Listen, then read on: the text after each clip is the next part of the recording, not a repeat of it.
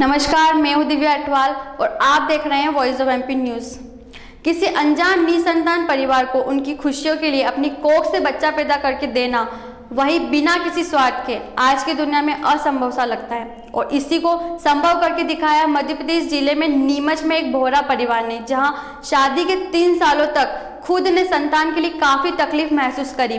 ये जो परिवार आप देख रहे हैं, ये अली असगर हवेली वाला और फातिमा हवेली वाला का है, जिनकी 2 बेटियां हैं। हमने इस मामले में हवेली वाला दंपति से बात की तो उन्होंने बताया कि अपने पहले बच्चे की पैदाइश के समय होने वाले तकलीफ़ों को महसूस किया है और शादी के बाद कई तकलीफ़ें सहन करने के बाद 3 साल बाद पहली बेटी जमीला को पाया, जिसके बाद 5 साल बाद दूसरी बेटी शकीला को पाया और दोनों बार मां बनने की खुशी पाई। लेकिन इस बीच बच्चे को लेकर काफ़ी दिक्कतों का सामना करना पड़ा। उसके बाद तलाश शुरू हुई ऐसे परिवार की जिसे वास्तव में बच्चे की ज़रूरत है और उनके पास बच्चा गोद लेने के अलावा कोई विकल्प नहीं है। तब एक मित्र के माध्यम से इस दंपति का पता चला, जो पिछले 13 वर्षों से शादी के बाद बच्चे के लिए तरस रहे थे। तब मैंने फैसला लिया कि मैं अपना तीसरा बच्चा उस निसंतान परिवार के लिए पैदा करूंगी। आज मैंने उनको खुशियां देकर दुनिया की सबसे बड़ी खुशी पाई है। मम्मी और पापा का सपना था कि किसी को खुशियां देना, किसी की गोद भरना। जब मैं ट्यूशन से आई तो मम्मी ने मुझे बताया कि हम किसी को गोद दे रहे हैं, तो मैं एकदम शॉक्ड हो गई थी। तो मेरे मन में एक सवाल आया कि कैसे बोल सकती है मम्मी, सोच सकती है।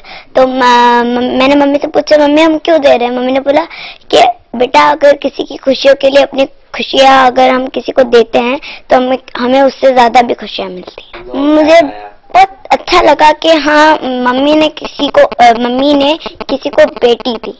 मैंने कुछ नहीं, बस मैंने अपने हस्बैंड को अपनी सोच बताई थी कि मैं ये काम करना चाहती हूँ, आप मुझे सपोर्ट कर सकते हो या नहीं। तो इन्होंने फर्स्ट टाइम में तो इन्होंने भी बोला था, हाँ बोल दिया था कि नॉर्मली हाँ ठीक है, पर इन्होंने बोला था कि ये इतना आसान नहीं है, ये नहीं है। मैंने बोला वो तो मैं देख लूंगी, आप तो सर्च करोगे कौन ऐसा है, क्योंकि हमारे जो धर्मगुरु है सैयदना साहब, वो काफी हमारे समाज में है कि देते हैं जिनको जो जरूरतमंद है, घर में देते हैं बच्चों को गोद की, इनके पास नहीं है तो आप इनको दे दो। वो हमारे, तो मुझे एक दिमाग में था कि उनके जरिए भी अगर मेरे कांटेक्ट में कोई आता है तो उनको मैं दूं। तो मैंने इनको बोला आप सर्च तो करो। इन्होंने बोला हाँ ठीक है मैं करता हूँ। वो फिर ऐसे ही मेरे दिल में था कि मुझे करना ही है। तो मुझे एक अपनी फ्रेंड है जो मुझे पता था कि उसको बच्चा चाहिए।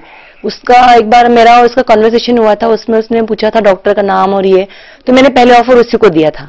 मैंने उसको बोला था कि कोई कपल है जो ये काम करना चाहता है, तो उसने मुझे बोला कि नहीं, मेरा जो ड्रीम है, मतलब मुझे बच्चा तो मिल जाएगा, मेरे लिए मेरी सिस्टर कर रही है बच्चा।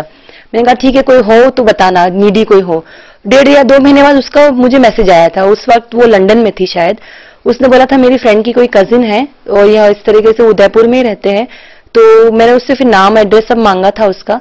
बस उसके बाद हम एक बार गए थे उनसे मिलने।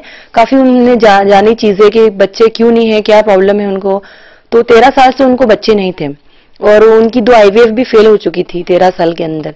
और काफी निडी थे, मतलब उनको बच्चों की बहुत डेस्परेट थे बच्चे के लिए। बस मुझे लगा कि ठीक है, मेरा सपना पूरा होता हुआ नजर आया। उसके बाद से मुझे ट्रीटमेंट और वो सब लेना था, जो मैंने किया, और 9 महीने निकले और वो हुआ पूरा। और बेटी हुई मुझे उसके बाद, जन्माष्टमी वाले दिन हुई बेटी।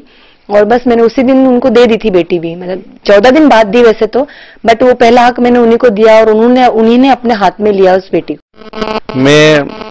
मेरी हॉबी बचपन से दोस्तों के साथ कम और दूसरों की मदद करने में ज्यादा रही। हमारे कुछ अच्छे काम रहते हैं, मैं जिसके लिए हमेशा सक्रिय रहता हूँ। तो घर में एक ऐसी सोच आई कि किसी को हेल्प करना बहुत अच्छी बात होती है।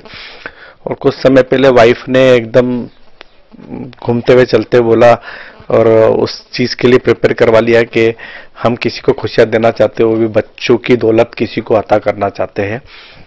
तो एकदम शौक सा लगा कि इतनी बड़ी कुर्बानी।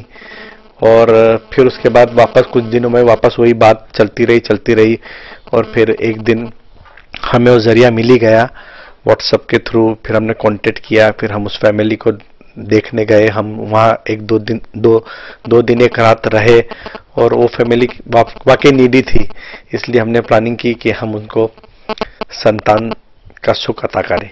मैं आपसे ये बात बोलना चाहूंगा कि जैसे ही मेरी वाइफ ने ये सोचा तो कुछ दिनों तक मुझे नींद नहीं आई। आज के जमाने में इतना बड़ा काम करना और फिर इसको ट्रीटमेंट से बच्चे रहते हैं, 2 महीने ट्रीटमेंट।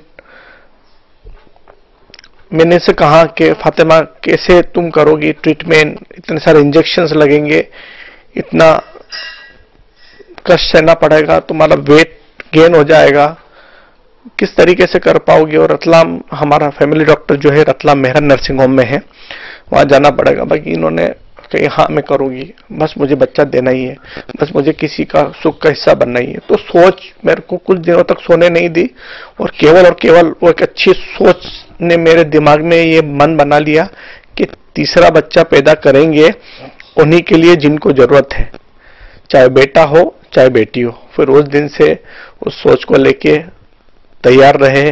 1 महीना 12-13 महीने लगे और साकार हुई। जन्माष्टमी के दिन वापस बच्चा हुआ। खैर खुदा ने हमें वापस तीसरी बेटी दी और हमने उनको दी, और अगर खुदा हमें बेटा देता तब भी हम उनको। नीमच से दीपक खताबिया की रिपोर्ट।